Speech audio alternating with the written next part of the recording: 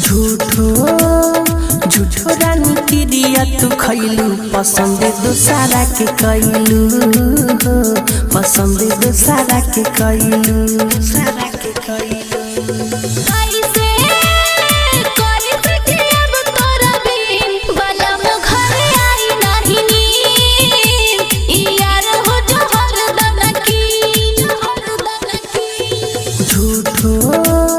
झूठो रानी क्रिया तू खैलू पसंद दूसरा के कैलू पसंद दूसरा के कैलू।